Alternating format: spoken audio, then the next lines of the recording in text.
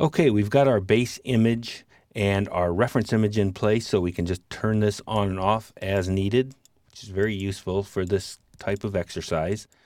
The one thing we're going to be using extensively in here is a colorizing action that I've created. So if I go to the desktop and go to exercise files, you'll find it in here. If you're not a premium member, this file is also available as a free exercise file on the course page. Now, to install this, all you need to do is double-click it, and that installs it in your copy of Photoshop.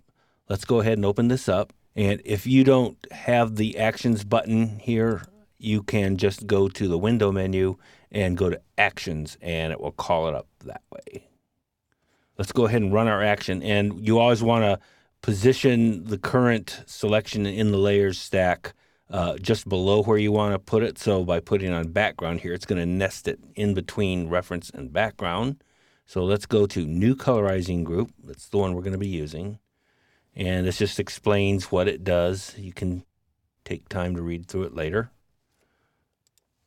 And I always go in here and name these. So we're going to call this light camo because I'm going to work on the light camouflage coloring on the plane.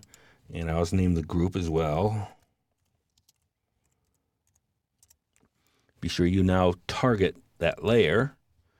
And let's go ahead and turn on the reference. I'm going to go to full screen mode here. And let's zoom up to take a look at this color on the tail. Select my brush, and if I hold down the Option or Alt key, I can go ahead and sample this color right off of the color image, which is something you can't do when you don't have a color image of the original. And let's go in here, and I'm going to take my brush, and I'm going to paint on here. Now, okay, so we've got that. Let's go ahead and compare it.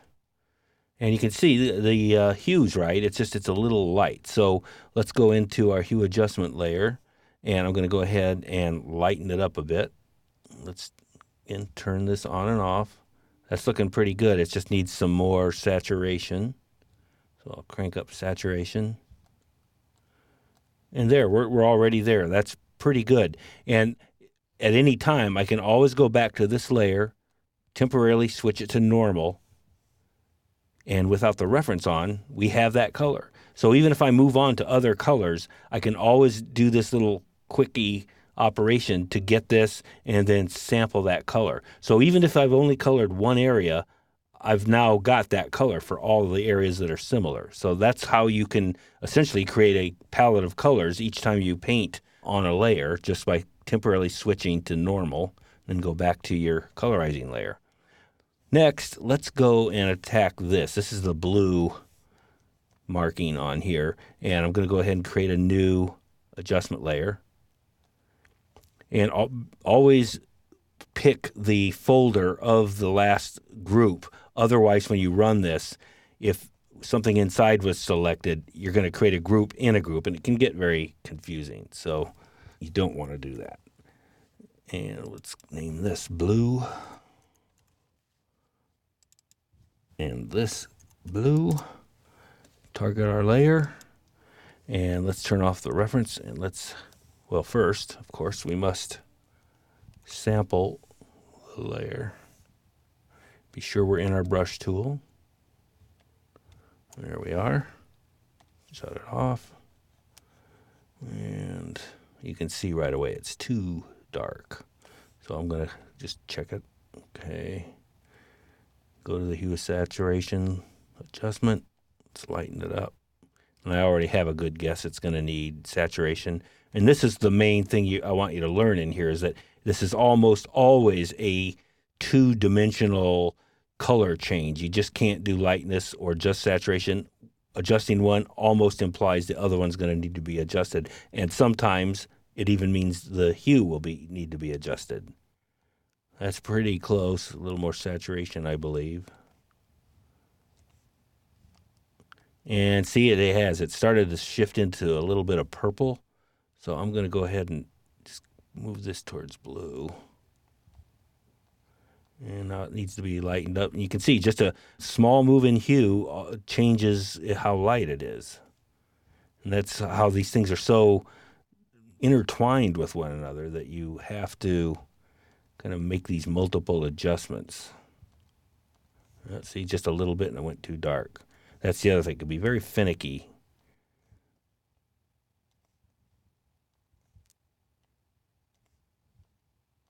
There, that's really good. I can see maybe it needs just a little more saturation. Nope, that was too much. But you can see this is where a lot of the work is making these adjustments. Okay, we've got a couple. Now I'm going to show you a third one, and this one requires a little bit different thinking. So let's move over here, and we're going to do the this yellow on here. And once again, I'm going to run a new action. Yeah, let's just call this yellow. Same for the group. Target your layer. Sample a color. Turn off the reference. And let's paint. So I'm going to probably be a little sloppy here. Just I want to do this quickly. Obviously, if we're doing the real thing, you want to take time and just like a coloring book, stay inside the lines. Okay, let's go ahead and compare these. So you can see it's not quite as heavily colored as the original. So let's go in here. I'm sure it needs more saturation. So you don't see much change in here. Typically then it's going to be, yep, see now lowering that down gets it closer. Let's go ahead and compare.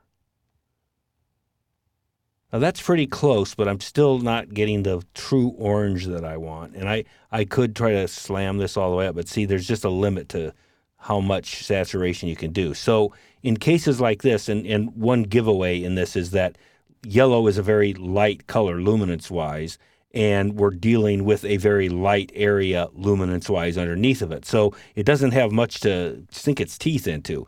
So what we need to do is give it bigger teeth. And to do that, we'll go to the layer, and we're going to switch to linear light, which is much more aggressive. And let's go ahead and adjust this now. Oh, yes. Just be sure to shut off that reference layer. It's so easy to do. I do it all the time. Okay, so you can see now I have a much more heavier dose of yellow that I can apply to this. So I want to compare. And one of the things that's happened here is this is where the hue starts to shift based on these adjustments. So I've got to adjust this a little bit towards orange.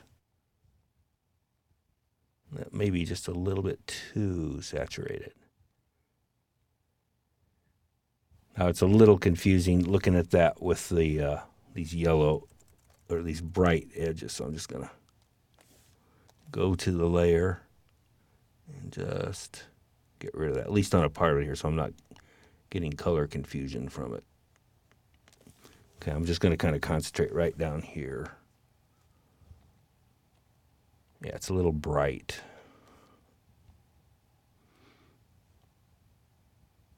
And if you're watching this and thinking, gee, why can't he dial that in?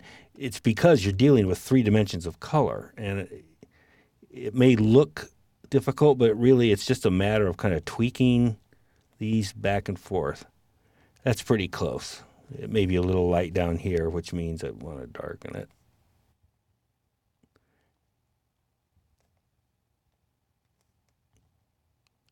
But this is where the bulk of colorizing will go in this method that I'm showing you that's non-destructive and allows you to play with the colors to your heart's content. You will be spending time getting these colors correct. So basically what I've shown you here is 99% of colorizing everything in this image. However, there are some areas that are a little tricky, and the one that I'm going to point to that you'd think would be very easy is the sky. It turns out getting the sky right is difficult, and we'll cover that in the next segment.